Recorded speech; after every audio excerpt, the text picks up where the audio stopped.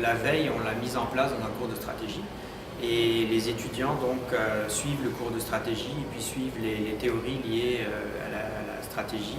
Et suite à ça, on va leur faire une présentation d'une plateforme de veille. On va leur montrer comment ils peuvent faire, comment ils peuvent opérationnaliser leur veille.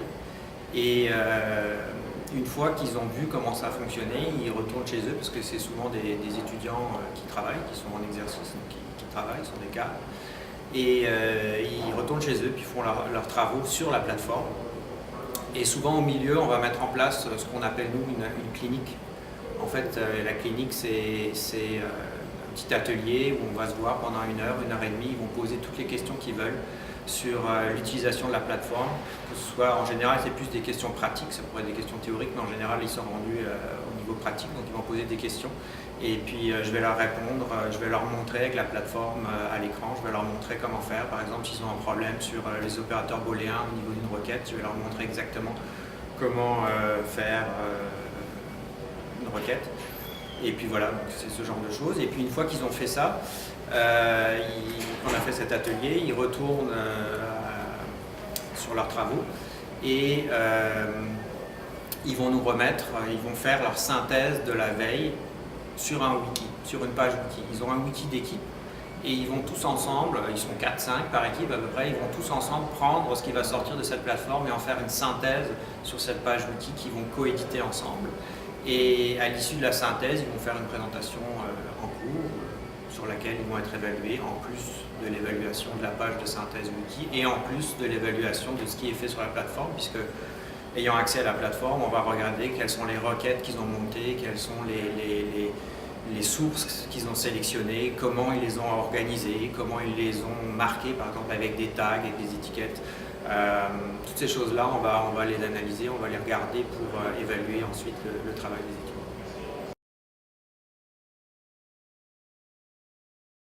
Souvent, on leur présente le cycle au départ, on leur explique les différentes étapes du cycle de veille.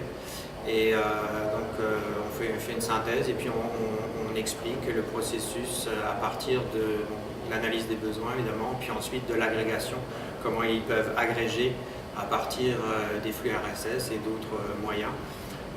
Ensuite, comment ils vont filtrer cette quantité d'informations souvent colossales qu'ils vont réussir à récupérer.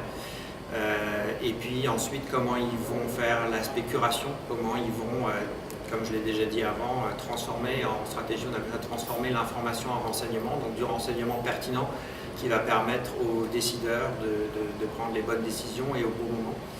Et ça, c'est l'étape de la curation. Après cette étape de curation, il y a une étape de diffusion aussi, où on leur explique comment ils vont faire pour diffuser leur veille, que ce soit à l'interne ou à l'externe. Selon les cas, ils vont diffuser uniquement à l'interne. Donc là, il y a différents moyens de diffusion de la veille.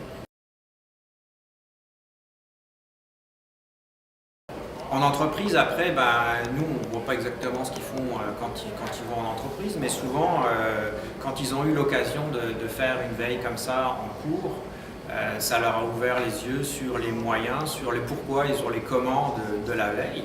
Et il arrive qu'une partie des étudiants poursuivent ça dans leur organisation, parfois en récupérant même, puisqu'ils ont travaillé sur un modèle d'affaires qui souvent est le leur, ou du moins ils ont un intérêt fort pour ce modèle d'affaires-là, c'est pour ça qu'ils l'ont choisi, au moins un des membres de l'équipe l'a choisi parce qu'ils travaillent là-dessus.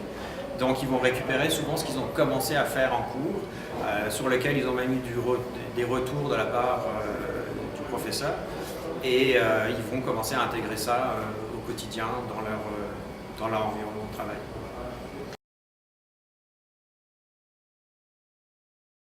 Ce qu'on voit dans la plupart des entreprises aujourd'hui, c'est qu'ils ont vraiment besoin d'être au fait de tout ce qui se passe en temps réel, quasiment. Pas quasiment, mais on est obligé de savoir en temps réel ce qui se passe sur le marché, ce qui se passe au niveau de nos concurrents, ce qui se passe dans notre environnement. Et pour ce faire, ça prend beaucoup de temps.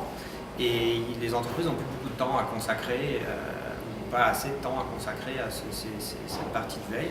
Et les outils qu'on a aujourd'hui permettent d'automatiser la veille Et donc ça c'est très apprécié. Donc le pourquoi de mettre une veille en place avec des outils professionnels, c'est que ça va permettre de gagner du temps dans l'agrégation du contenu. Parce qu'il y a tellement de choses qu'il faut surveiller aujourd'hui qu'on n'a pas le temps d'être partout à la fois. Et les outils professionnels vont permettre d'agréger et de faire venir l'information plutôt que d'aller chercher l'information. L'information, elle vient vers vous et puis c'est pas une petite quantité d'information, c'est une quantité colossale d'informations qui va venir vers vous et qui va être automatisée en termes d'absorption, d'agrégation et ensuite partiellement automatisé en termes d'analyse, parce qu'il y a des outils aujourd'hui, on sait que les algorithmes deviennent de plus en plus puissants, que la puissance des calculs, la puissance de calcul des ordinateurs a beaucoup progressé et que donc on peut traiter une quantité très importante de données et ces outils-là permettent de traiter, d'analyser au moins partiellement les données.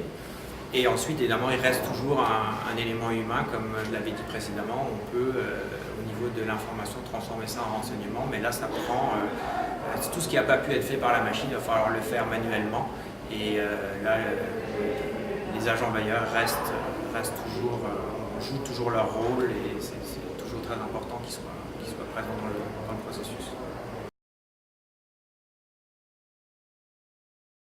Pouvoir prendre les bonnes décisions au bon moment, donc de bien connaître son marché, de bien connaître les opportunités qui se présentent sur le marché, de bien connaître les risques encourus aussi par l'entreprise, de détecter également les signaux faibles, parce que ça, on en parle souvent un peu moins, on regarde ce qui fait les grands titres, ça c'est assez facile pour tout le monde de voir si on suit un minimum, mais par contre faire ressortir les signaux faibles, ça c'est beaucoup plus difficile. Et puis quand on met une bonne veille en place, ça permet de voir les évolutions des tendances, on voit ça dans le temps, on voit ça sur la longue durée et ça nous permet d'anticiper des orientations, d'anticiper des tendances du marché, d'anticiper des risques potentiels. On va voir des nouveaux joueurs arriver, on va voir vers où s'orientent nos concurrents par exemple, on va voir les risques politiques également.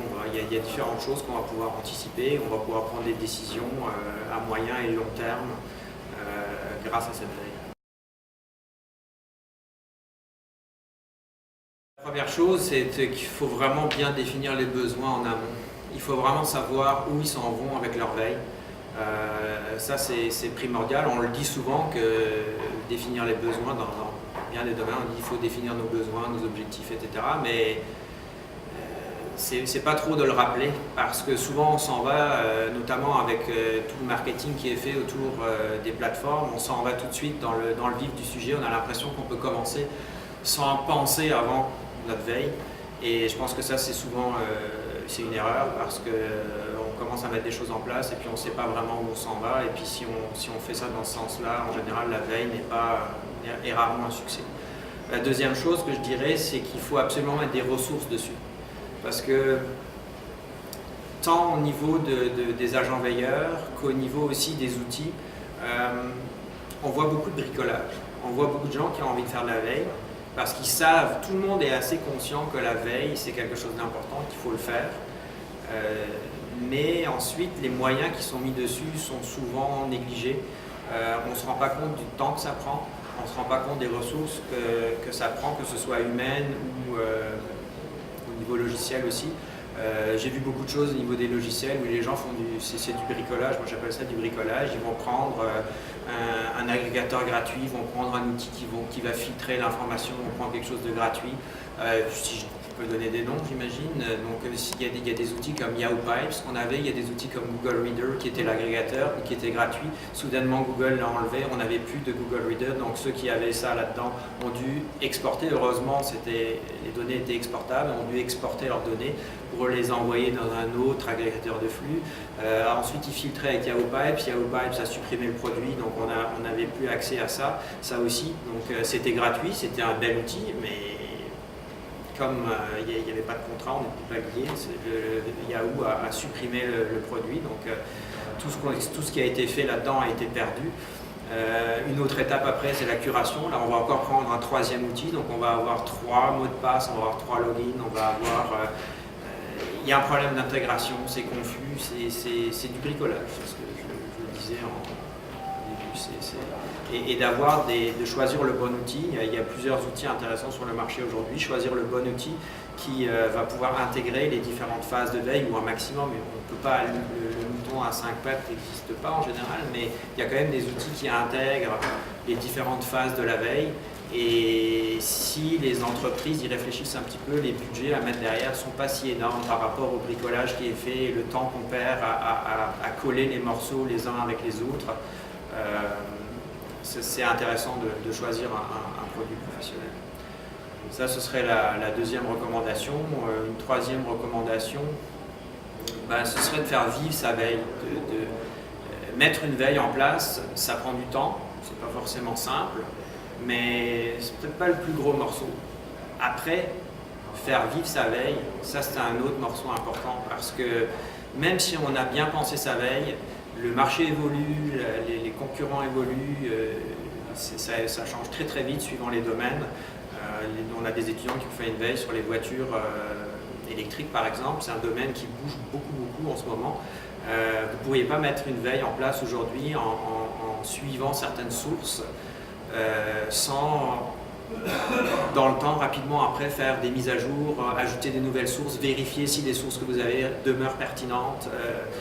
Donc il y a vraiment un travail de suivi à faire sur la veille une fois qu'elle est en place. Et puis il ne faut pas juste mettre des ressources au début pour la monter, il faut vraiment mettre des ressources à long terme dessus si on veut que ce soit porteur. Il va aussi falloir, dans ce suivi de la veille, la réajuster en fonction des retours qu'on va avoir de la direction. Parce que la direction va utiliser ce qui va sortir de la veille pour prendre des décisions, mais ils vont aussi nous faire part de leur avis par rapport à ce qu'on leur livre. Et c'est important d'en tenir compte et puis de réintégrer ces commentaires pour faire évoluer, pour améliorer la veille.